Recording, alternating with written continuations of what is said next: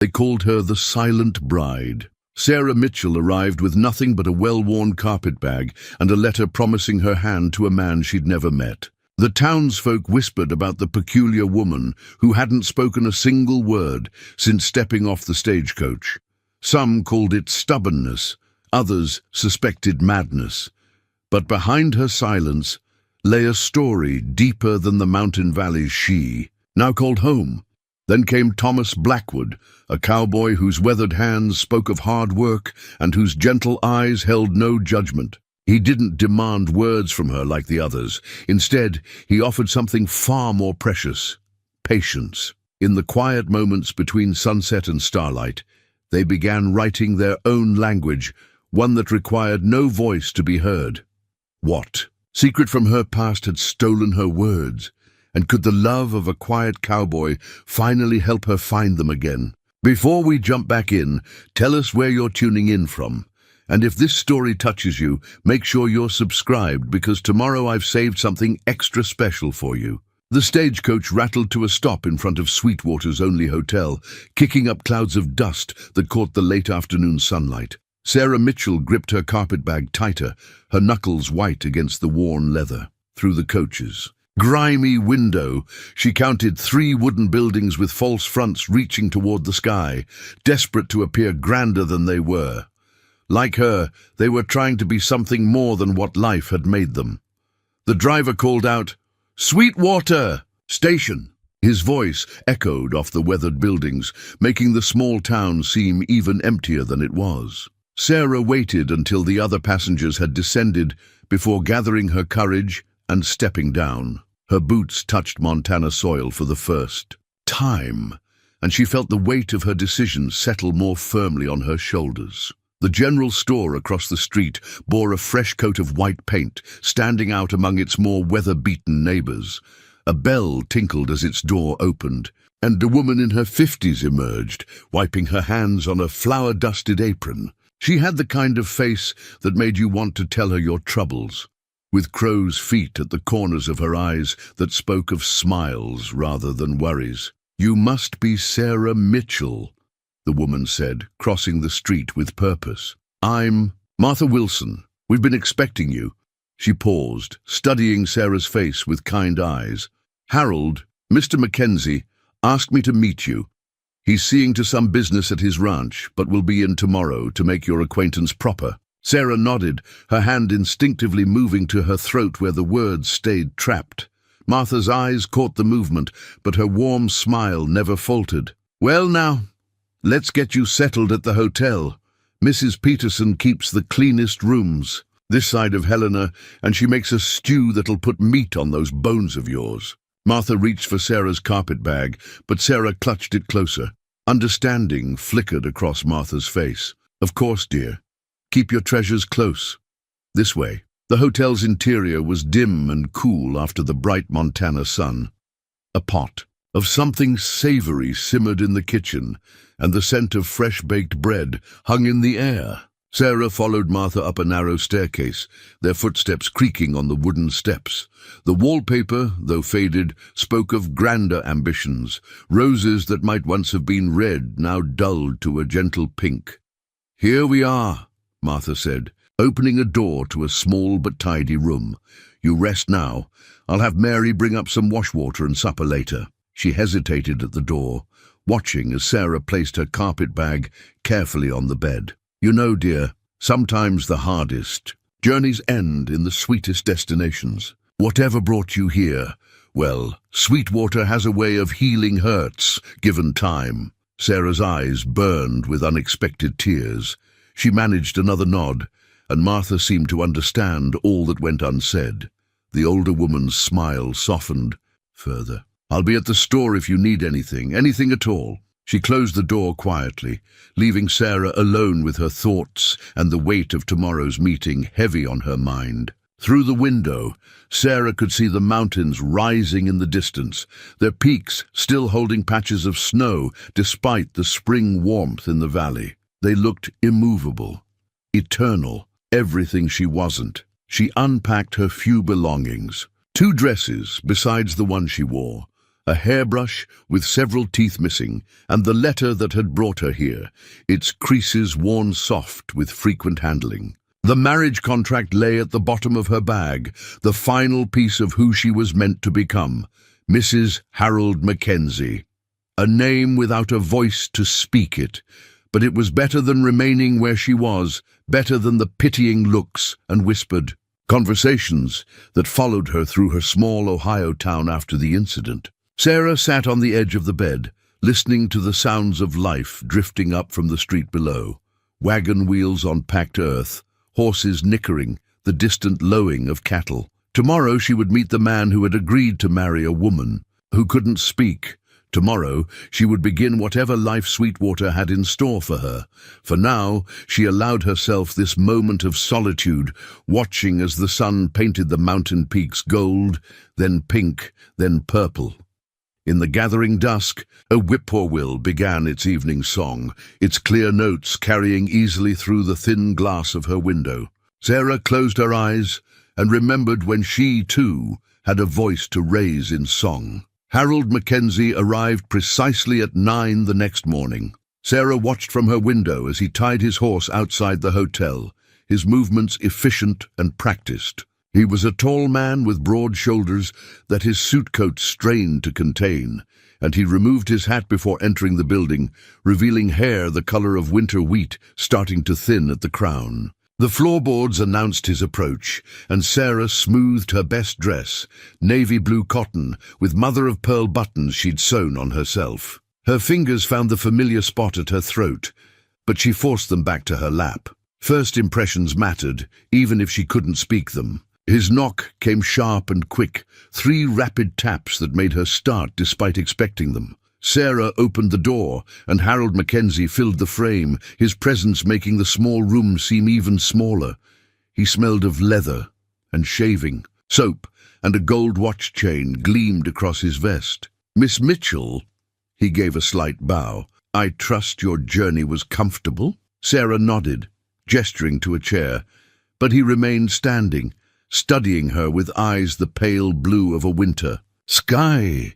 She saw the moment he truly registered her silence, watched as his expression shifted from polite interest to something harder to read. "Martha informed me of your condition," he cleared his throat. "I admit this wasn't mentioned in our correspondence." His hand went to the watch chain, fingers worrying the gold links. "Though I suppose it would have been difficult for you to mention it yourself." The attempt at humor fell flat in the quiet room. Sarah's cheeks burned, but she held his gaze, refusing to show shame for something she couldn't change. After a moment he sighed, his shoulders dropping slightly. "Well, what's done is done. The ranch needs a woman's touch, and you need a home. Our arrangement can still be mutually beneficial, assuming you can perform your duties without impediment." Sarah's hands clenched in her lap, but she nodded again. Harold pulled out his pocket watch, checking it with deliberate attention. "I've arranged for us to dine at the hotel this evening. 7 o'clock. We can discuss the details of our arrangement then." He paused, then added, "I trust you can be punctual at least."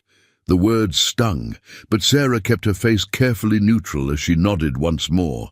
Harold replaced his hat, tugging the brim in a gesture that might have been courtly in another context. "Until this evening then, Miss Mitchell." He left as precisely as he'd arrived, his footsteps fading down the hallway. Sarah waited until she heard the street door close before allowing her shoulders to sag. She pressed her palm flat against her chest, feeling her heart racing beneath the stiff fabric of her bodice. The afternoon crawled by like molasses in winter. Sarah unpacked and repacked her carpetbag twice, pressed her dress again, though it didn't need it, and watched the street below her window until the shadows began to lengthen across the dusty road. At 7:15, she made her way downstairs to the hotel's dining room. Harold was already seated, studying a leather-bound ledger. He stood when she approached, waiting until she was seated before resuming his own chair. A crystal water glass sat at each place setting, the hotel's finest attempt at elegance. "I've taken the liberty of ordering for us both," Harold said, closing his ledger and tucking it away. "Mrs. Peterson does a fine roast beef on Tuesdays." The meal arrived on china plates with blue willow patterns. Sarah ate carefully, conscious of every movement, every silent gesture required to navigate. The meal. Harold filled the silence with talk of the ranch. 200 head of cattle, 40 acres of good grazing land, a house with 4 rooms and a root cellar. It needs work, he admitted, cutting his meat with precise strokes. A woman's touch. As I said, the last few years since Margaret passed have been, well, he took a sip of water. We'll be married by the circuit preacher when he comes through next month. That should give you time to prepare whatever you need. Sarah set down her fork, her appetite suddenly gone. A month. 4 weeks to prepare for a life with this man who spoke of marriage like a business transaction, who saw her silence as an impediment to be overlooked rather than a part of who she was. But what choice did she have? Where else could she go? The letter in her carpet bag had been her last hope, her final chance at something like a normal life. She forced herself to pick up her fork again, to take another bite of the perfectly cooked roast beef that tasted like ashes in her mouth. Above, their table, a kerosene lamp cast flickering shadows on the wallpaper, and somewhere in the kitchen dishes clattered like distant thunder. Sarah Mitchell, soon to be Sarah Mackenzie, sat in silence and wondered if she'd made a terrible mistake. The first week in Harold's house passed like a dream that wasn't quite a nightmare, but wasn't pleasant either. The 4 rooms he'd spoken of were sparsely furnished, with gaps on the walls where Margaret's touches had once been, and then been removed. Sarah's footsteps echoed in the empty spaces, each sound a reminder of her silence. She threw herself into the work, finding comfort in the familiar rhythms of keeping house. Her mending basket became her constant companion, filled with Harold's shirts that needed buttons, socks with holes, and curtains that had grown thin with sun and time. Each tiny stitch was a small victory, a way to prove her worth without words. But it was the kitchen that became her sanctuary. Here she could speak through fresh-baked bread and stews that filled the house with welcoming aromas. Harold would come in from the fields, his face weathered from the wind, and nod at the plates she set before him. Sometimes she caught him, looking at her when he thought she wouldn't notice, his expression a mixture of resignation and something that might have been regret. The townspeople were another matter entirely. They came in 2s and 3s, bearing welcome baskets and barely concealed curiosity. Mrs. Peterson from the hotel brought a pie and stayed for an hour, filling the quiet house with chatter about everyone in Sweetwater. Sarah learned more than she needed to know about who owed money to whom, which marriages were happy, and which were held together by nothing more than habit and stubbornness. "Of course you're doing the Christian thing, Harold," Mrs. Peterson said as she prepared to leave, her voice carrying clearly from the front room to where Sarah stood in the kitchen. "Taking in a woman with her affliction. The Lord will surely reward your charity." Sarah's hands stilled on the dish she was drying. Through the doorway she saw Harold shift uncomfortably in his chair. "It's a business arrangement, nothing more," he replied, his tone clipped. "The ranch needs a woman's touch. Still, it's very generous of you. Though I do wonder." Mrs. Peterson's voice dropped to a stage whisper that carried just as clearly as her normal speech. "What happened to make a young woman lose her voice? It's not natural, is it?" Sarah set the dish down carefully and slipped out the back door before she could hear Harold's response. The spring air was cool on her heated cheeks as she made her way to the small kitchen garden that had gone wild in Margaret's absence. Kneeling in the dirt, she began pulling weeds with perhaps more force than necessary. That's where Martha found her an hour later, surrounded by uprooted weeds and with soil staining the knees of her dress. The older woman took one look at Sarah's face and settled herself on an overturned bucket nearby. "Mrs. Peterson's been making her rounds, I see." Martha's voice was gentle. That woman could talk the ears off a cornstalk and never notice it wasn't listening. She reached out and stilled Sarah's hands, which were still pulling at the weeds. "The garden will wait, dear. Come have some tea with me." Inside, Martha shooed Harold out of his own house with a firmness that brooked no argument. "Mary needs "Help at the store," she told him. "The new shipment of feed came in, and those sacks are too heavy for a young girl to manage." Once he was gone, Martha set about making tea, moving through the kitchen as if she'd always known where everything was kept. Sarah watched her, wondering how many times she'd done this same dance when Margaret was alive. "You know," Martha said as she measured tea leaves into the pot, "silence isn't always a burden. Sometimes it's a gift. It lets us hear things that others miss because they're too busy filling the air with words." She poured hot water over the leaves. "I've noticed you hear a lot, Sarah. You see things too, like how Harold takes his coffee, or how he prefers his shirts folded, or how he always checks the north pasture fence first thing in the morning." Sarah ducked her head, surprised that someone had noticed her noticing. Martha reached across the table and patted her hand. "Give it time, dear. Sweetwater takes some getting used to. And Sweetwater needs time to get used to you, too. People will talk. That's what people do when they don't understand something. But they'll learn. We all will." The tea was strong and sweet, just how Sarah liked it, though she couldn't remember ever telling Martha her preference. Outside, a meadowlark called to its mate, its song rising and falling in the afternoon air. Sarah closed her eyes and let herself believe just for a moment that Martha might be right. The church social should have been a celebration. Spring had fully arrived in Sweetwater, bringing with it the promise of new beginnings. The ladies of the town had outdone themselves, transforming the humble church basement into a festival of color, with paper streamers and wildflowers gathered from the surrounding meadows. Sarah stood near the refreshment table, arranging her contribution, sugar cookies decorated with careful precision, on a borrowed plate. Her blue dress, freshly pressed for the occasion, felt like armor against the whispers that followed her. Around the room, "Poor Harold," she overheard Mrs. Peterson say to her circle of friends. "Imagine being tied to a woman who can't even say 'I do' at her own wedding." Harold was across the room, deep in conversation with the bank manager about cattle prices. He'd been drinking from a silver flask. He thought she hadn't noticed him slip into his jacket pocket. His cheeks were flushed, his voice carrying louder than usual. The evening might have passed without incident if young Tommy Peterson hadn't knocked over the punch bowl while chasing his sister. The red liquid spread across the floor like a tide, seeping into the hem of Sarah's dress. She stepped back, bumping into Harold, who had chosen that moment to approach the refreshment table. "Clumsy as well as mute," he said, his words slurred just enough to be noticeable. The room fell silent, the kind of quiet Sarah knew too well, the quiet of people waiting to see what would happen next. She tried to step away, but Harold caught her arm.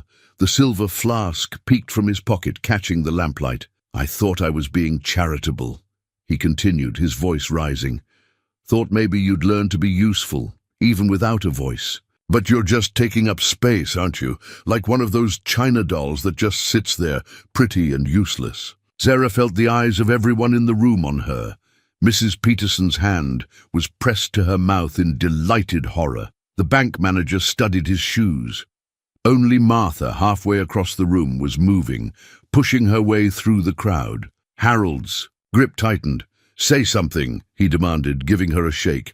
"Open your mouth and speak like a normal woman." The china plate of cookies slipped from Sarah's trembling hands. It shattered on the floor, the sound like a gunshot in the quiet room. Sugar cookies scattered across the floorboards, mixing with the spilled punch to create a paste of red and white. "That's enough, Harold Mackenzie," Martha's voice cut through, the tension like a knife. She appeared at Sarah's side, her normally gentle face hard with anger. "Let her go this instant." Harold's fingers flexed once more before releasing Sarah's arm. She could feel the bruises forming beneath her sleeve, each one a testament to his grip. "She's my intended," he said, but his voice had lost some of its certainty in the face of Martha's fury. "I have a right." "You have no right," Martha cut him off. "No right at all to treat another human being this way." She turned to Sarah, her voice softening. "Come along, dear. You'll stay with me tonight." Sarah didn't remember walking through the crowd. She didn't remember climbing the stairs to Martha's rooms above the general store. She only knew that somewhere between the church basement and Martha's spare bedroom, she had started shaking, and it couldn't stop. Martha didn't try to fill the silence with empty comfort. She simply helped Sarah out of the punch-stained dress, brought her a cup of chamomile tea, and sat with her until the shaking subsided. When Sarah finally met her eyes, the older woman's face was full of understanding. "Sometimes," Martha said. Quietly, "silence is safer than screaming, but that doesn't mean you have to endure his kind of noise." Martha's spare room became Sarah's refuge in the days that followed. It was small but neat, with a narrow bed tucked under a window that overlooked the main street. From here, she could watch the town's daily rhythms, the early morning wagons, bringing supplies, the school children at midday, the evening promenade of couples taking their after-dinner walks. Harold came by the store the morning after the social, his hat in his hands and sobriety returning shame to his eyes. Martha met him at the counter, her spine straight as a ramrod. "She's not receiving visitors," Martha said, loud enough for Sarah to hear from her perch on the stairs. "And she won't be returning to the ranch. Now see here," Harold's voice rose. "She's my intended. We have a contract she signed, believing she was getting a husband, not a tyrant." Martha's voice could have frozen water. "I've already spoken with Reverend Davies. He agrees that under the circumstances, the contract is void." Sarah heard the thud of Harold's fist on the counter. "You have no right to interfere in my personal affairs. I have every right to protect someone who needs protecting." The steel in Martha's voice matched the hammer of Sarah's heart. "Now, I suggest you leave before I mention to Sheriff Wilson how those bruises came to be on Sarah's arm." The store bell jangled violently as Harold stormed out. Sarah crept down the stairs to find Martha gripping the counter, her knuckles white. The older woman's face softened when she saw Sarah. "Don't you worry, dear. He'll bluster and threaten, but he knows he's in the wrong. Besides," a hint of a smile touched her lips, "I have enough dirt on half the men in this town to ensure they'll side with us. Amazing what people will say in front of a shopkeeper they think isn't listening." That afternoon, Sarah insisted on helping in the store. She found peace in straightening shelves and measuring fabric for customers. Most people were kind enough to write their requests on the small slate Martha provided, though a few, like Mrs. Peterson, spoke louder than necessary, as if volume could overcome silence. "It's probably for the best," Mrs. Peterson announced to no one in particular while buying sugar. "Harold Mackenzie hasn't been right since his first wife passed, though I do wonder what he'll do now, poor man, all alone in that big house." Martha's pointed cough sent Mrs. Peterson scurrying, but her words lingered like dust in sunlight. Sarah thought of the empty rooms, the gaps on the walls, the garden she'd barely begun to reclaim. She thought of Harold's face when he'd first seen her, before disappointment and drink had hardened his eyes. That evening, as they sat drinking tea in Martha's cozy sitting room, Sarah pulled out her slate and wrote, "What will happen to me now?" Martha read the words slowly, then reached across to squeeze Sarah's hand. "Whatever you want to happen, dear, you're not alone anymore." Sarah erased the slate and wrote again, "But who will want me now? Oh, child." Martha's eyes were soft, with understanding. "The right person won't want you despite your silence. They'll love you complete with it just as you are." Outside, the sun was setting behind the mountains, painting the sky in shades of promise. Sarah watched the colors fade and felt, for the first time since stepping off the stagecoach, that maybe she had found her way home after all. Not in Harold's empty house, but here in this room above a general store, with a woman who understood that some kinds of strength came wrapped in silence. Thomas Blackwood rode into Sweetwater on a Tuesday morning, the sun at his back and spring mud still clinging to his horse's hooves.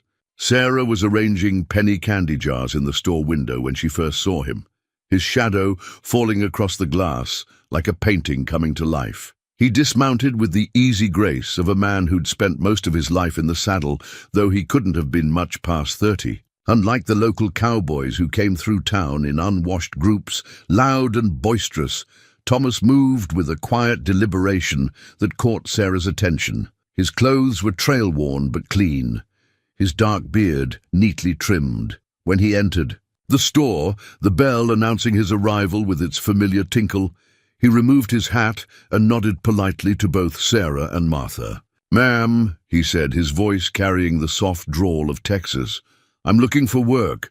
Heard tell that some of the ranches hereabouts might be hiring for the spring drive." Martha was already reaching for her slate, but Sarah surprised herself by stepping forward first. She gestured to the candy jars she'd been arranging, then pointed to her throat and shook her head slightly. Understanding dawned in Thomas's eyes, but there was no pity there, no uncomfortable shifting of weight or awkward cough that Sarah had grown accustomed to. He simply nodded again and spoke directly to her. "Those look mighty fine, ma'am. Reminds me of a store my grandmother used to run down in San Antonio. She always said the secret was keeping the peppermint sticks in the front where the sun could catch them." Sarah found herself smiling, really smiling, for the first time in weeks. She moved one of the jars slightly, letting the morning light dance through the red and white stripes. "Well now," Martha said, watching this exchange with interest, "as for work, I know for a fact that the Wilson spread is looking for experienced hands. That's my brother's place, just north of town, and the Double Bar might be hiring too, though I'd steer clear of the Mackenzie Ranch if I were you. Some troubled waters there at present." Thomas's eyes flickered briefly to Sarah, then back to Martha. "Appreciate the warning, ma'am. Would you be kind enough to point me toward the Wilson place?" Martha gave him directions, then added casually, "You'll be needing supplies, I expect. Sarah here can help you while I see to the mail that just came in." Left alone with Thomas, Sarah found herself strangely calm. She moved behind the counter and pulled out an order slip, ready to write down whatever he needed. But Thomas surprised her again. "If you don't mind," he said, pulling a small leather journal from his saddlebag, "I keep a list. Helps me remember what I need when I'm on the trail." He opened the journal to a well-worn page and showed her his neat handwriting. "Coffee, sugar, bacon, beans, ammunition for a Winchester rifle." Sarah gathered the items efficiently, weighing and measuring with practiced ease. As she worked, she noticed Thomas sketching in his journal, his pencil moving quickly across the paper. When she finished totaling his order, he turned the journal, so she could see there on the page was a rough but recognizable sketch of the store interior, with its rows of jars catching the morning light. "My hands are better at drawing than writing," he explained, a slight flush coloring his weathered cheeks, "though I manage both when needed." Sarah touched the corner of the sketch lightly, tracing the careful lines that captured not just the scene, but the feeling of the morning sun through the windows. She looked up to find Thomas watching her with gentle eyes that held neither expectation nor demand. Martha chose that moment to return, carrying a stack of letters. "Found what you needed?" she asked, though her gaze moved thoughtfully between Sarah and Thomas. "Yes, ma'am, and then some." Thomas carefully closed his journal and reached for his purchases. "Much obliged for your help, both of you." At the door, he paused and turned back. "I might be in town a while. If the Wilson place works out, would it be all right if I stop by again? The light in here, well, it's good for drawing." Sarah nodded before she could think better of it, and Thomas's smile crinkled the corners of his eyes. "Until then," he said softly, and was gone, the bell marking his departure as gently as it had announced his arrival. Martha waited until his horse's hoofbeats had faded before saying, "Well now, that's a different sort of cowboy, isn't he?" Sarah busied herself straightening the candy jars, but she couldn't hide her smile. Different indeed. Over the next few weeks, Thomas Blackwood became as regular a fixture in the store as the penny candy jars in the window.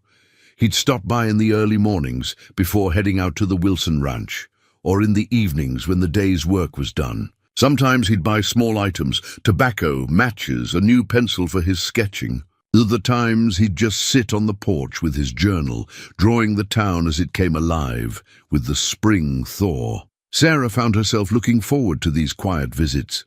Thomas had a way of making silence comfortable, of speaking just enough to carry both sides of a conversation without making her feel lacking. He'd tell her about his day, cattle branded, fences mended, the first wildflowers spotted in the high meadow, while his pencil moved across paper, creating worlds in graphite and shadow. One evening, he brought her a gift, wrapped clumsily, in brown paper. Inside was a small wooden bird, its wings swept back as if in flight. The carving was rough but full of life, each feather suggested by careful knife strokes. "Made it during my lunch break," he said, rubbing the back of his neck, as she turned it over in her hands.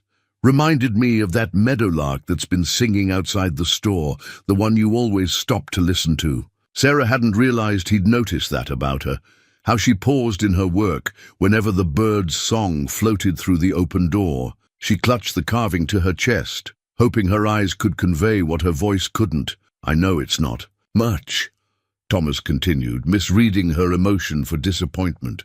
"I'm better with a pencil than a knife, truth be told." Sarah shook her head firmly and placed the bird in the window among the candy jars, where the setting sun caught its wings and made the wood glow like amber. Thomas's smile when he saw her do this was brighter than any sunset. Martha watched these interactions with knowing eyes, but said little. She did, however, find more reasons for Thomas to help around the store. A shelf that needed fixing, a delivery too heavy for Sarah to manage alone, a new display that required a man's height to arrange. It was during one of these tasks that Harold Mackenzie chose to make his reappearance.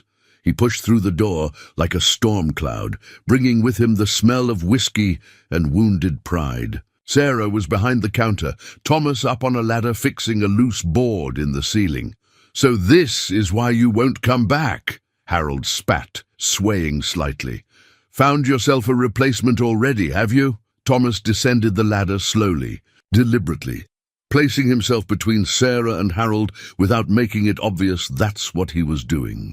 "Mr. Mackenzie," he said quietly, "might want to think careful about your next words. Don't tell me what to think in front of my own intended." Harold took a step forward, but Thomas didn't move. "Way I hear it," Thomas said, his voice still. Calm, but with an edge of steel beneath it. The lady's made her choice clear enough, even without words. Harold's face darkened. "She's damaged goods," he snarled. "Think I don't know why she can't speak? Something in her past, something she's hiding. You want that kind of woman?" Sarah felt each word like a physical blow, but before she could react, Thomas spoke again. "Only thing damaged here is your pride, Mr. Mackenzie, and pride's a poor reason to hurt someone who's done you no wrong." For a moment, Sarah thought Harold might throw a punch. His hands clenched into fists, the knuckles white with strain, but Thomas stood his ground, quiet and immovable as a mountain, and something in his stillness seemed to drain the fight from Harold. "You're welcome to each other," Harold finally muttered, and stormed out as suddenly as he'd arrived. In the silence that followed, Sarah became aware that she was trembling. Thomas turned to her, his eyes full of concern, but asking nothing, demanding nothing. He simply held out his hand, palm up, offering comfort only if she chose to take it. Sarah looked at that weathered palm, scarred from rope burns and saddle leather, gentle enough to draw delicate sketches and carve tiny birds. Slowly, carefully, she placed her hand in his. His fingers closed around hers, warm and steady, and in that moment Sarah realized that sometimes the loudest declarations of love could be made without a single word. Martha's small garden behind. The store became their sanctuary in the lengthening spring evenings. Sarah had asked to tend it, her hands itching for the feel of soil after abandoning Harold's kitchen garden. Thomas, it turned out, knew a fair bit about growing things from his grandmother's teachings. "She always said a garden needs talking to," he told Sarah one evening as they worked side by side, pulling weeds from around tender vegetable shoots. "But I reckon they respond just as well to caring hands and a gentle heart." Sarah glanced. up at him through her bonnet's brim, catching the way his eyes crinkled at the corners when he smiled. He'd taken to removing his shirt while they worked, and the setting sun bronzed his skin, highlighting old scars and the play of muscles beneath tanned flesh. She quickly looked back at her work, hoping he hadn't noticed her staring. But Thomas noticed everything about her. He noticed how she touched herbs before picking them, as if asking permission from the plants.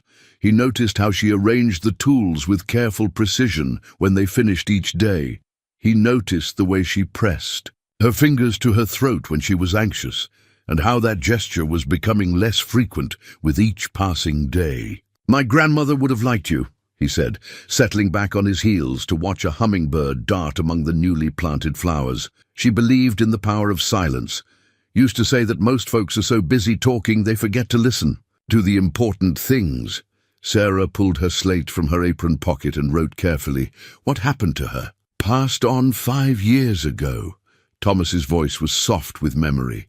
Left me her journals full of sketches and garden wisdom. That's what started me drawing, trying to capture the world the way she saw it.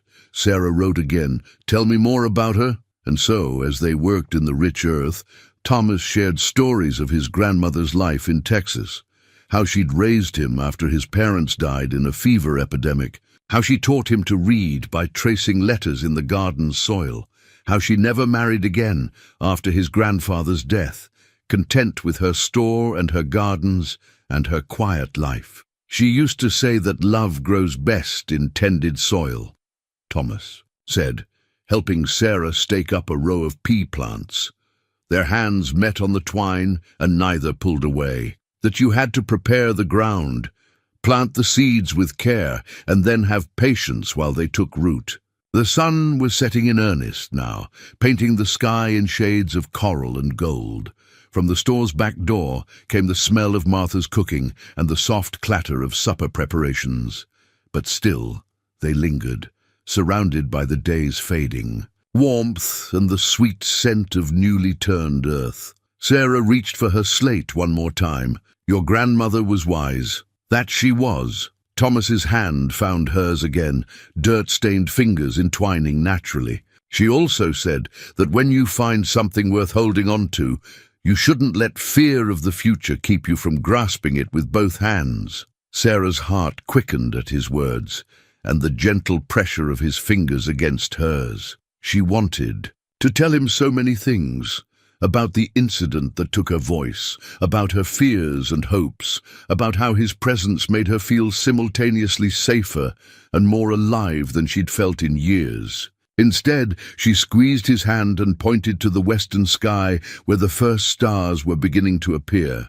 Thomas followed her gesture and smiled. "Another thing my grandmother believed," he said softly, "was that sometimes the stars wrote love letters in the sky for those who knew how to read them." Sarah tugged him closer, pressing his dirt-smudged hand to her heart. His breath caught, understanding dawning in his eyes.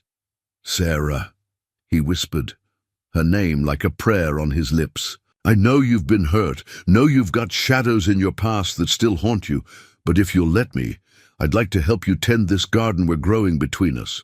No rushing, no pushing, just patient care and gentle hands, like the plants need." She nodded, tears blurring her vision of the darkening sky. Thomas reached up with his free hand and brushed them away with a touch as light as a butterfly's wing. Behind them, Martha called that supper was ready, her voice carrying a note of deliberate warning to give them time to step apart. But as they gathered their tools and headed inside, Sarah knew something fundamental had shifted in the garden's quiet space. Like a seed breaking through soil to reach for sunlight, hope was taking root in ground she'd thought would lie fallow forever. The town's social was held in the same church basement where Harold had shown his true nature months before. Sarah hesitated at the top of the stairs, her hand tight on the banister. But Thomas was beside her, steady as always, and Martha stood on her other side like a protective wall against whispers. "We don't have to stay long," Thomas murmured, "just long enough to show them you've nothing to be ashamed of." The basement had been transformed again, this time with early summer roses. and ribbons. Music from a fiddle and piano filled the air with cheerful sound. Sarah took a deep breath, straightened her spine, and descended the stairs. Conversations stuttered as they entered, then resumed with increased intensity. Mrs. Peterson's voice, carried above the others, "Well, I never! The nerve of them coming together like that!" But Thomas merely smiled, leading Sarah to a quiet corner where they could observe the dancing. His journal was in his hand. It went everywhere with him these days, and he began sketching the scene. Whirling skirts, laughing faces, the way the lamplight caught in the roses' petals. "Look there," he said softly, pointing with his pencil. "See how young Tommy Peterson keeps stepping on Mary Wilson's toes. But she doesn't mind because she's sweet on him. And over there," his pencil moved to where the banker's wife was fanning herself vigorously. "Mrs. Harrison's new dress is too tight, but she won't admit it." Sarah found herself smiling as Thomas captured these small human moments in quick, sure strokes. He had a way of seeing beauty in the ordinary, finding stories in the simplest gestures. When he sketched her, and he did often, she saw herself. Through his eyes, strong, graceful, complete exactly as she was. The music changed to a waltz, something slow and sweet that Sarah remembered from her youth. Thomas set aside his journal and stood, offering his hand with a slight bow. "Would you do me the honor?" Sarah hesitated. She hadn't danced since before, but Thomas's hand remained extended, patient and inviting, and she found herself taking it. He led her onto the floor with the same gentle confidence he showed in everything. Other couples moved aside, some with surprise, others with small smiles. Thomas's hand settled at her waist, warm and sure, while the other held hers as if it were something precious. "Just follow my lead," he whispered, and then they were moving. The first steps were tentative, but Thomas never faltered. He guided her through the turns with subtle pressure from his hands, anticipating her movements as if they'd danced together 100 times before. Sarah felt the stares of the townspeople fade away, lost in the music and the steady rhythm of their steps. Thomas hummed softly along with the tune, and Sarah closed her eyes, letting the vibration of his chest against hers become her anchor. They moved as one across the floor, their bodies writing a language all their own. When the music ended, Sarah opened her eyes to find Thomas looking at her with such tenderness it made her breath catch. Around them, scattered applause broke out, led, she noticed, by Martha, whose eyes shone with unshed tears. "You dance beautifully," Thomas said quietly, as he led her back to their corner. "Like you've got music living in your bones." Sarah reached for his journal and pencil. On a blank page, she wrote, "I used to sing." It was the first time she told anyone in Sweetwater about her past. Thomas read the words slowly, his thumb brushing over them as if he could feel their weight. "Used to." She nodded, then wrote, again, "Before the fire." Thomas's hand found hers, squeezing gently. "When you're ready," he said, "I'll listen to that story. But for now," he smiled, tucking a loose strand of hair behind her ear, "would you care for another dance?" The next song was already starting, something lively that had couples laughing as they tried to keep up. Sarah set down the journal and took Thomas's offered hand. As they joined the other dancers, she caught sight of their reflection in the basement windows. Her face flushed with happiness, his eyes never leaving her, their movements perfectly matched. In that moment, Sarah realized that she was no longer the silent bride who had stepped off the stagecoach months ago. She was becoming someone new, someone who could speak volumes without uttering a word, someone who was learning that love had its own language, written in garden soil and graphite sketches, and the perfect harmony of two hearts beating in time. The stranger arrived on the afternoon stage, bringing with him the dust of travel and the weight of secrets. Sarah was alone in the store, Martha having gone to help Mary with a difficult delivery at the Wilson ranch. Through the window, she watched the man descend from the coach, his dark suit out of place in the frontier town. He paused on the boardwalk, consulting a piece of paper, then entered the store. The bell's cheerful tinkle seemed at odds with his somber presence. Up close, Sarah could see that his suit, though well cut, was worn at the edges, and his eyes held the sharp, hungry look of a man pursuing something. "Miss Sarah Mitchell." His voice was smooth as creek stones. When she nodded, his thin lips curved into what might have been a smile. "Or should I say Miss Sarah Collins?" The sound of her old name hit her like a physical blow. Her hands gripped the counter's edge as the stranger continued. "I've been looking for you for quite some time. Ever since the unfortunate incident at the Collins family estate." He placed a newspaper clipping on the counter between them. "You remember that night, don't you?" Sarah's eyes fixed on the yellowed paper. Even upside down, she recognized the headline. "Tragic Fire Claims 3 Lives." Below it, a sketch of the grand house she'd once called home, flames reaching toward a smoke-darkened sky. "I represent certain interested parties," the man said, sliding another document from his coat. "There are still questions about that night, about how the fire started, about why you were the only one to survive." The bell rang again, and Thomas's familiar boots sounded on the wooden floor. He must have seen something in Sarah's face, because he was beside her in 3 long strides. "Everything all right here?" he asked, his voice carrying the kind of quiet that came before a storm. The stranger straightened, assessing Thomas with cold eyes. "Private business matter, nothing that concerns a common cowhand." "Way I see it," Thomas said. "Anything that puts that look on the lady's face concerns me plenty." Sarah's trembling fingers found Thomas's arm. He covered her hand with his own, warm and solid and real, anchoring her to the present moment. The stranger's lips thinned further. "Perhaps we could discuss this somewhere more private, Miss Collins?" "The lady's name is Mitchell," Thomas said firmly, "and she's not going anywhere with you." Just then, the door opened a third time, admitting Martha and Mary, their faces bright from successful delivery and shared joy. The scene before them stopped them short. Sarah pale and shaking, Thomas protective beside her, the stranger with his accusations hanging in the air like smoke. Martha took in the situation with one sharp glance. "Mary, dear, run fetch your father. Tell him we need him at the store. Official business." Mary disappeared without a word. Martha moved behind the counter, placing herself at Sarah's other side. "Now then," she said, her voice steel-wrapped in silk, "I believe you were just leaving, sir." "This isn't finished," the stranger warned, gathering his papers. "There are those who want answers about that night. About the deaths of Jonathan and Elizabeth Collins and their son David.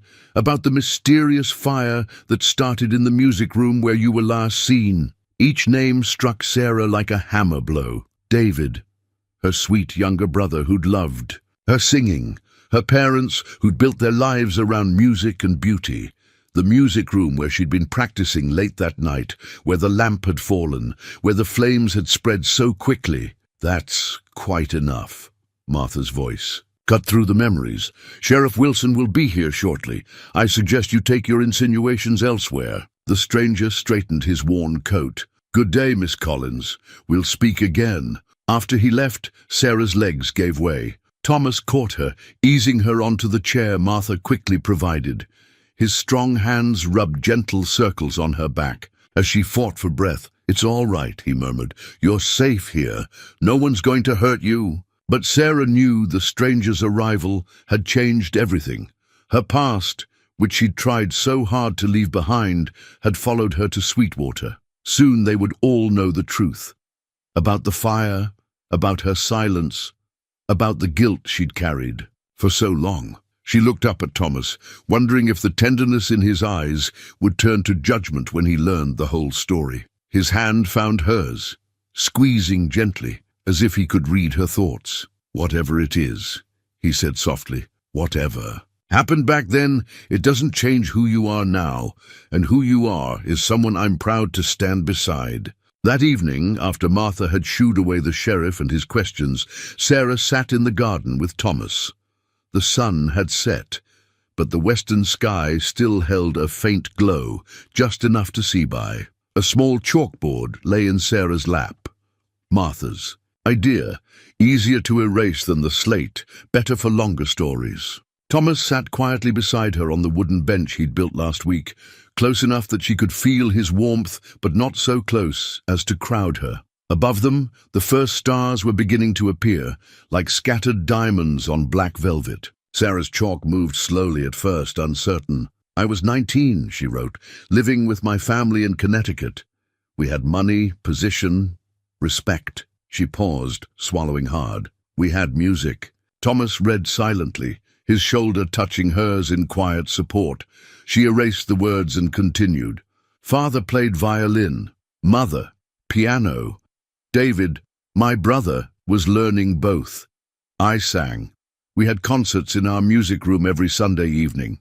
The chalk trembled slightly. "That night I was practicing late, a new piece for the next concert." She had to stop then, the memories threatening to overwhelm her. Thomas's hand found hers in the growing darkness, warm and steady. "Take your time," he murmured. "I'm not going anywhere." The chalk moved again, stronger now. The lamp fell. I don't know how. Maybe I bumped the table, maybe the cat. I tried to catch it, but the oil spilled. The flames spread so fast. Her hand was shaking so badly that the words were barely legible. I screamed for them to wake up. I screamed until I couldn't scream any more. Thomas's arms slipped around her shoulders, drawing her close as silent tears fell onto the chalkboard, smearing the words. She let the chalk fall, turning her face into his chest as the sobs she'd held back for 2 years finally broke free. He held her through the storm, one hand stroking her hair while the other kept her anchored against his heart. When the sobs subsided, he reached down and picked up the fallen chalk, pressing it gently back into her hand. Sarah took a shuddering breath and continued writing.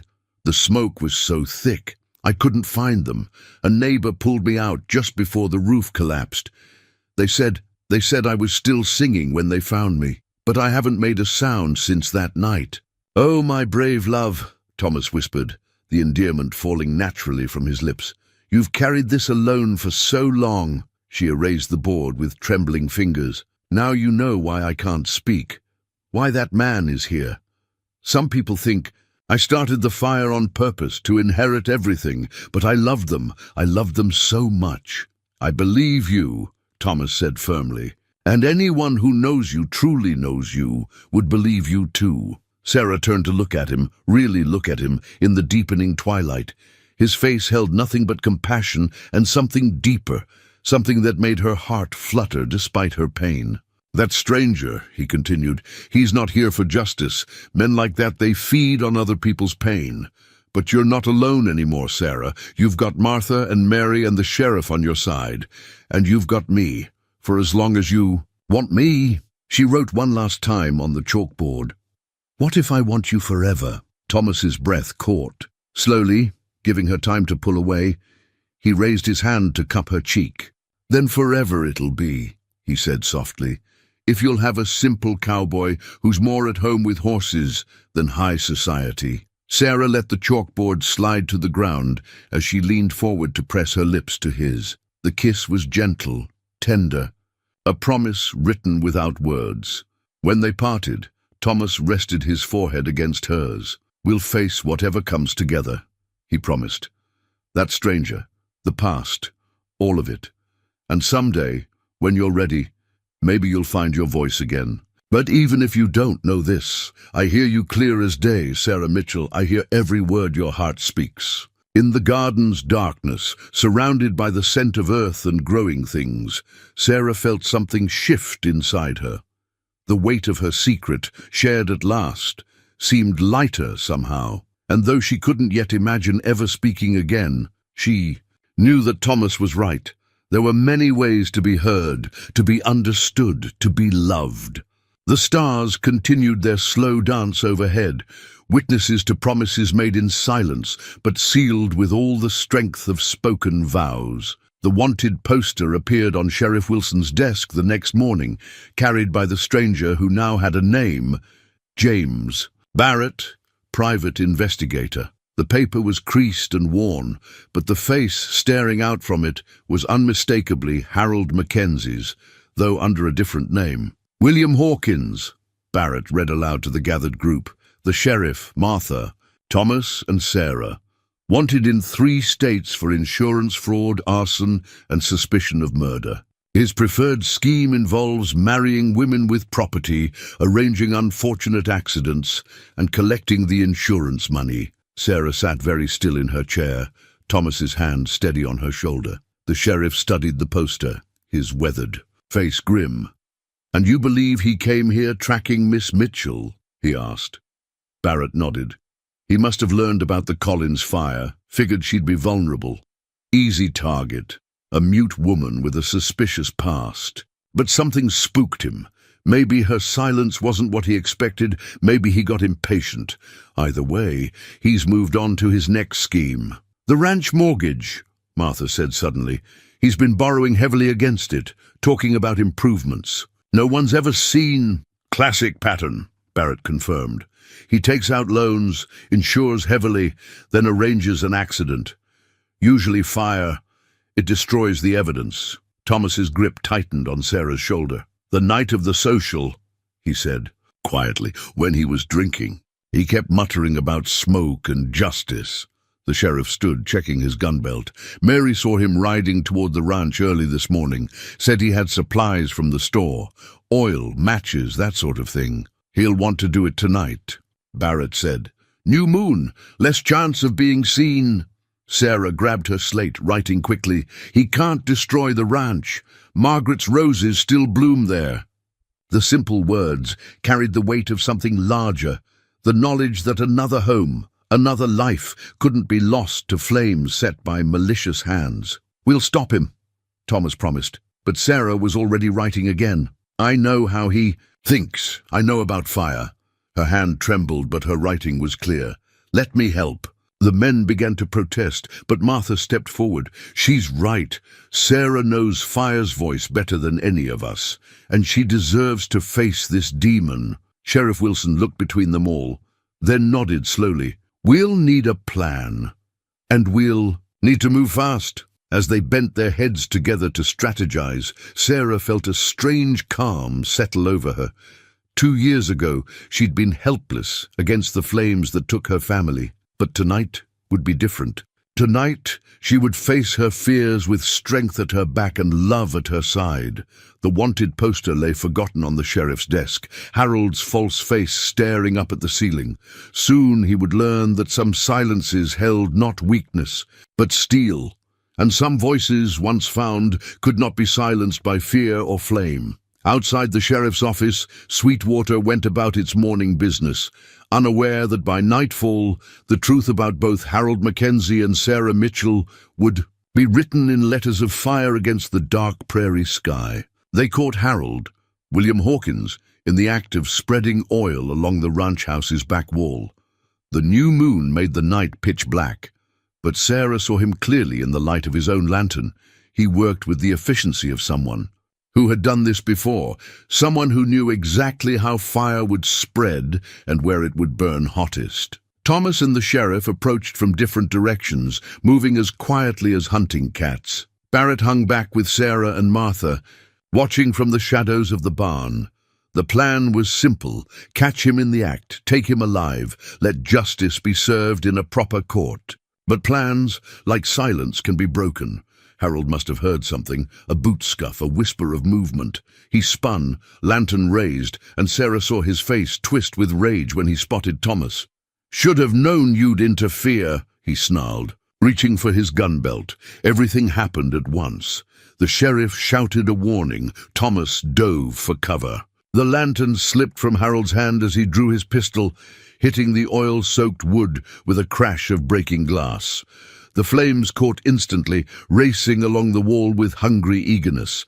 Harold fired twice, the shots crackling like lightning. In the darkness, then Sarah was running, not away from the fire this time, but toward it. She heard Thomas calling her name, heard Martha's frightened gasp. But she kept moving, driven by a force stronger than fear. Harold turned at her approach, his gun swinging toward her. She saw his finger tighten on the trigger. Then Thomas was there, tackling Harold from behind. They went down in a tangle of limbs, the gun firing harmlessly into the air. The sheriff rushed in, and soon Harold was subdued, cursing and spitting as iron handcuffs clicked around his wrists. But the fire was still spreading, climbing the wall with terrible familiarity. Sarah stood before it, feeling its heat on her face like a memory coming to life. Behind her, she heard Thomas shouting for water, heard Martha organizing. A bucket line from the well. This was her nightmare made real again. A house burning, people she cared about in danger, smoke beginning to curl under the eaves. But this time was different. This time she wasn't a helpless girl caught by surprise. Sarah turned to the crowd that had begun to gather, drawn by the gunshots and flames. Her hands moved in swift, sure gestures, directing people to where the fire was weakest, where it could be fought and beaten. She had learned fire's language that terrible night 2 years ago. Now she would use that knowledge to save, not destroy. Under her silent guidance, the bucket line became more efficient. Thomas and Barrett found ladders, reaching the roof to prevent the flames from spreading there. The sheriff, after securing Harold in his saddle, joined the fight. Slowly, gradually, the fire began to lose ground. Where it tried to climb, water knocked it back. Where it tried to spread, wet blankets smothered it. Sarah stood at the heart of it all, pointing, directing, fighting back against her deepest fears with every gesture. When the last flames sputtered and died, leaving only scorched wood and smoking timbers, Sarah finally let herself feel the exhaustion. She swayed on her feet, and Thomas was there to catch her, his arms solid and sure around her waist. "You did it," he whispered against her hair. "You faced it down. You won." Sarah looked at the ranch house, still standing despite Harold's best efforts. She looked at the people of Sweetwater, soot-stained and weary but alive, safe. She looked at Harold, slumped in his saddle under the sheriff's watchful eye. And for the first time since the night her family died, Sarah felt not the crushing weight of guilt, but the soaring lightness of redemption. She had not been able to save her first home, but she had saved this one. And in doing so, she had begun to save herself. Dawn found Sarah sitting on Martha's porch, wrapped in a quilt, despite the summer morning's warmth. Her childhood locket lay open in her palm, the tiny photographs inside barely visible in the early light. Her father with his violin, her mother at the piano, young David grinning between them. She hadn't looked at it since arriving in Sweetwater, but now the familiar faces brought comfort rather than pain. Thomas sat beside her, his own face showing the exhaustion of the night's events. They'd given their statements to the sheriff, watched Harold, William, being locked away in the jail, helped clean up the worst of the fire damage. Now, in the quiet of morning, there was time to simply be. "What are you thinking?" Thomas asked, softly, his voice rough from smoke and fatigue. Sarah reached for the small chalkboard they'd left on the porch railing. "About music," she wrote. "About how some songs stay with you even when you can't sing them anymore." Thomas was quiet for a moment, watching the sun rise over the distant mountains. Then he pulled out his journal and began to sketch. Sarah leaned against his shoulder, watching as her family emerged on the page, not as they appeared in the lockets, formal portraits, but as she'd described them in the garden. Her father standing tall with his violin tucked under his chin, her mother's hands dancing over piano keys, David's face bright with joy. "They're still with you," Thomas said as he added shading to David's curls, "still making music through your memories." Sarah took the chalk again. Last night, fighting the fire, it was like conducting an orchestra. Everyone moving together, following the music only I could hear. "You saved the ranch," Thomas reminded her.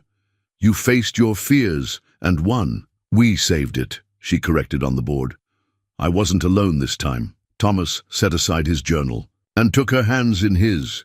"Sarah," he said, his voice gentle but serious, "I have something to ask you. And I want you to know that your answer, however you choose to give it, will be enough." She felt her heart skip, then steady. She knew what was coming.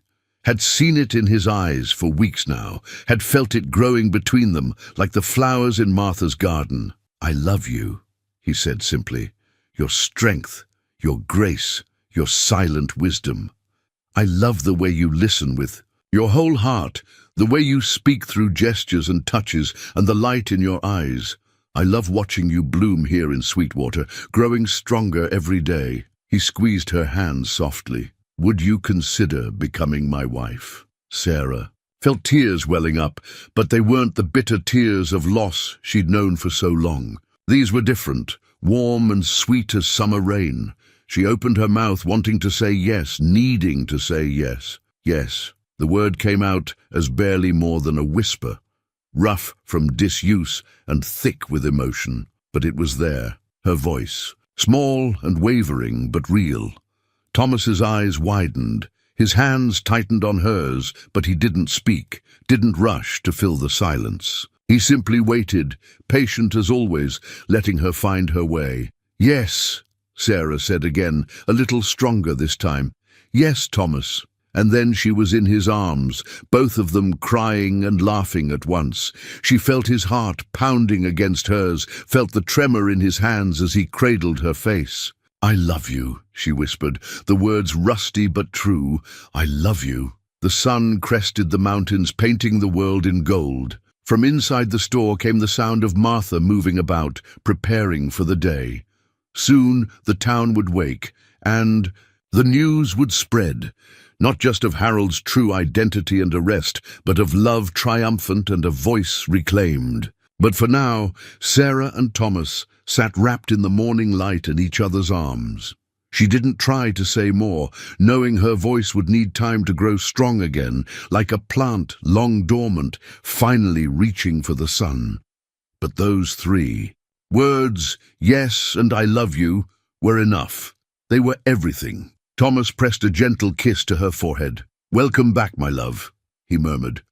"Welcome home." Sarah's first letter lay on Martha's kitchen table, the words carefully formed, each one a testament to her growing strength. She had written it that morning, her hand shaking only slightly as she put ink to paper. "Dear Mr. Barrett," it began, "I am ready to tell my story." The private investigator sat across from her now, his sharp face softened by something like respect. Thomas stood behind Sarah's chair, one hand resting supportively on her shoulder. Martha busied herself making tea, but her attention never strayed far from the scene unfolding at her table. "Take your time," Barrett said, his notebook open before him. "Tell me everything you remember about that night." Sarah's voice, though growing stronger each day, wasn't ready for such a long tale. Instead, she wrote, pausing occasionally to sip the tea Martha placed at her elbow. She wrote about the music room, about practicing a new piece for the Sunday concert, about the lamp falling, the oil spreading, the flames that seemed to come alive with horrible speed, about screaming for her family until her voice gave out, about trying to reach their rooms through the smoke. "I couldn't save them," she wrote, the words slightly smudged where tears had fallen, "but I never stopped trying. Even when the neighbors pulled me out, I was still fighting to go back in." Barrett read each page as she finished it, his expression thoughtful. "This matches what other witnesses told us," he said. "The neighbors, the fire brigade. They all spoke of your attempts to re-enter the house, not the actions of someone who started the fire deliberately." He pulled out several documents from his briefcase. "We've been investigating William Hawkins, or Harold Mackenzie as you knew him, for months. His pattern is clear. He seeks out vulnerable women, preferably those with property or inheritance, and arranges accidents to profit from their deaths." Sarah's hand tightened on her pen. "He thought I'd be an easy target." "Yes," Barrett nodded, "but you proved stronger than he expected. When you refused to play the victim, he moved on to his backup plan, burning the ranch for the insurance. Money. What will happen to him now?" Sarah wrote. "He'll face charges in multiple states. Your testimony about his attempted arson here, combined with the evidence we've gathered elsewhere, should ensure he spends a very long time in prison." Barrett gathered his papers. "And Miss Mitchell, the investigation into your family's fire is officially closed. You were never more than a witness to that tragedy. Sarah felt tears threatening again, but these were tears of relief. Thomas's hand squeezed her shoulder gently, and Martha discreetly wiped her eyes with her apron. After Barrett left, Sarah sat quietly, running her fingers over the pages of her statement. Each word was a step away from the past, a brick in the foundation of her new life. "You did well," Thomas said softly. "Your family would be proud." Sarah reached for a fresh sheet of paper. "I want to visit their graves," she wrote, "before our wedding. Will you come with me?" "Of course," Thomas replied without hesitation. "We can leave whenever you're ready." Martha, who had been reading over Sarah's shoulder, spoke up. "The garden will keep while you're gone, and Mary can help in the store." She smiled warmly. "Some journeys need to be made before new ones can begin." Sarah stood and hugged Martha tightly. Then she took Thomas's hand and led him to the porch, where his journal lay waiting. Together they sat in their usual spot, watching the town go about its business. "Tell me about them," Thomas asked quietly, "what they were like in everyday moments." And Sarah began to write, filling pages with memories she'd kept locked away for too long. About her father's habit of humming while he read the newspaper. About her mother's secret drawer of penny novels. About David's constant questions and bright laughter. As she wrote, she found herself making small sounds, huffs of amusement at funny memories, soft hums of agreement when Thomas asked questions. Her voice, like a shy, wild thing, was slowly learning to trust again. Thomas sketched as she wrote, bringing her memories to life on paper. Under his talented hands, the Collins family emerged not as the formal portraits in her locket showed them, but as she remembered them, vital, loving, alive in her heart. The afternoon sun painted Sweetwater in shades of gold, and from somewhere nearby came the sound of a meadowlark's song. Sarah leaned against Thomas's shoulder, at peace with both her past and her future. She had lost one family, but found another. Lost her voice, but gained a different way of speaking. Lost her old life, but built a new one, stronger for being. Chosen rather than given. And she knew with quiet certainty that the best songs were still waiting to be sung. The courthouse in Helena was a grand affair of red brick and white columns, trying its best to bring Eastern dignity to the Montana territory. Sarah stood at the bottom of its steps, her hand tight in Thomas's, while Martha fussed with the collar of her best dress.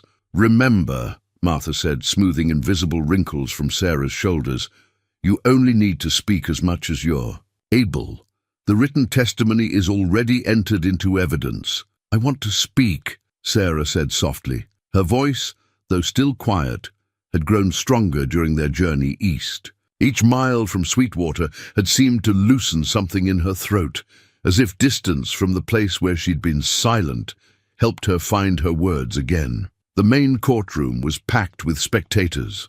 News of William Hawkins' capture had spread, bringing curiosity seekers from across the territory. Sarah saw other women in the gallery, some she recognized from Barrett's investigation, others strangers who perhaps saw their own close calls in her story. Harold, William, sat at the defendant's table, his face a mask of injured innocence. He'd cleaned up for the trial, his hair neatly trimmed, his suit pressed, but Sarah could see the coldness in his eyes when he looked at her. The same coldness she'd glimpsed that night at the church social. The prosecutor called her name, and Sarah rose. Thomas squeezed her hand once before letting go. As she walked to the witness stand, she felt the weight of every step, every eye upon her. But she also felt something else, strength flowing up. Through her feet from the solid floor, courage warming her chest like summer sunshine. "Please state your name for the court," the prosecutor said. Sarah took a deep breath. "Sarah Elizabeth Mitchell," she said, her voice clear enough to carry to the back of the room. "Formerly, Sarah Collins." A murmur went through the gallery. William's lawyer leaned forward, obviously surprised by her voice. They'd expected the silent woman from the written testimony, perhaps thought to use her muteness to cast doubt on her story. "Miss Mitchell," the prosecutor continued, "please tell the court about the events of May 15th of this year." And Sarah did. She told them about the church social, about William's drunken cruelty, about finding sanctuary with Martha, about his attempts to force her return, about the night he tried to burn down the ranch, about the familiar smell of lamp oil and the terrible speed of flame. "Why didn't you tell anyone about his threats earlier?" the prosecutor asked. "I couldn't speak then," Sarah said simply. "I hadn't spoken since the night my family died in a fire 2 years ago. A fire that wasn't set deliberately, as Mr. Barrett's investigation proved. A fire that taught me its language, helped me recognize what Mr. Hawkins planned to do to the ranch." William's lawyer objected, but Sarah continued, her voice growing stronger with each word.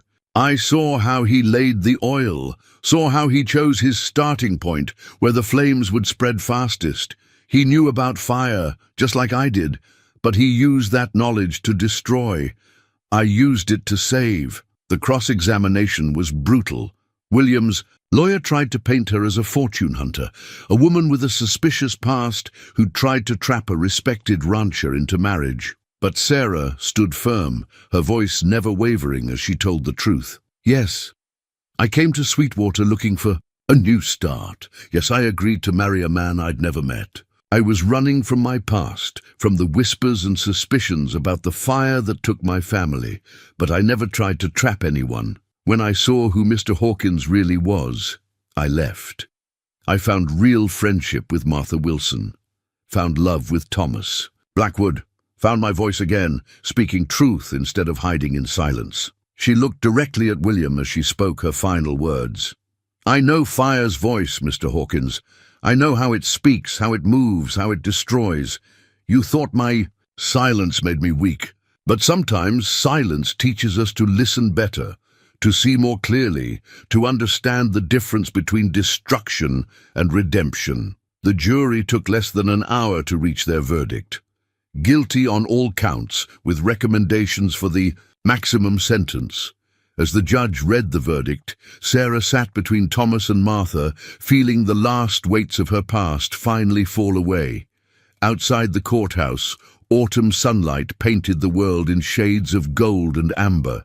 Sarah stood on the steps where she'd started the day, but now her hand was relaxed in Thomas's grip, her shoulders straight, her heart light. "Ready to go home?"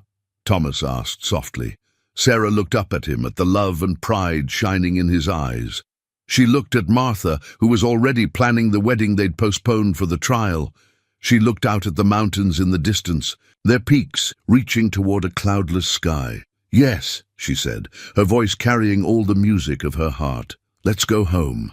They stepped down into the afternoon light together, leaving behind the courthouse and its tales of fire and fear. Ahead lay Sweetwater and their garden, and all the words Sarah was finally ready to speak.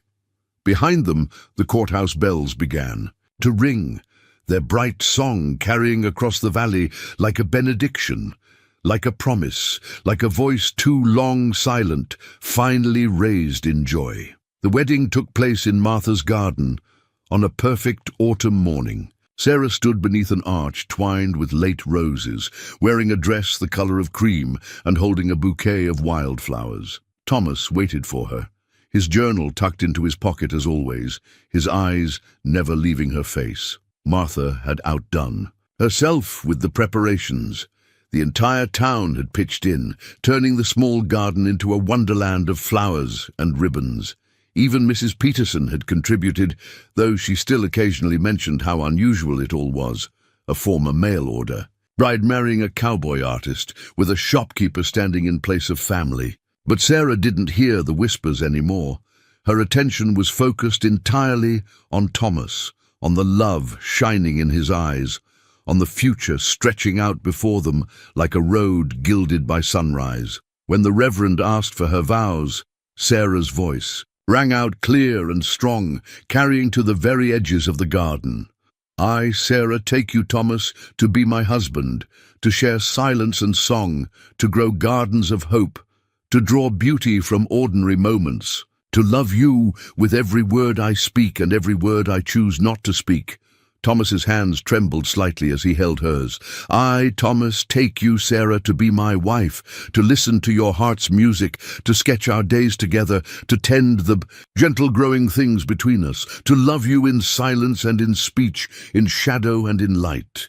Their kiss tasted of promise and early morning dew. Around them, the garden bloomed one last time before winter, roses and chrysanthemums nodding in the gentle breeze. Somewhere nearby, a meadowlark added its song to the celebration. That evening, as autumn's first stars appeared above their small house, built halfway between the store and the Wilson Ranch, Sarah and Thomas sat on their porch.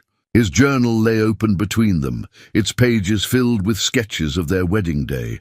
Martha crying happy tears, Mary catching the bouquet, the way the light had caught in Sarah's hair as she spoke her vows. "Sing for me," Thomas asked softly, knowing she sometimes could when it was just the two of them. Sarah smiled and began to hum the lullaby her mother had sung to her as a child. Her voice was different now, deeper, touched by smoke and silence and healing, but it was hers, and it was free. As the stars turned overhead, Sarah's song drifted out across the prairie, mixing with the night sounds of their Montana home. It was a song of loss and finding, of silence and speech, of fire that destroyed and fire that forged something stronger in its wake. It was the sound of love, speaking its truth at last.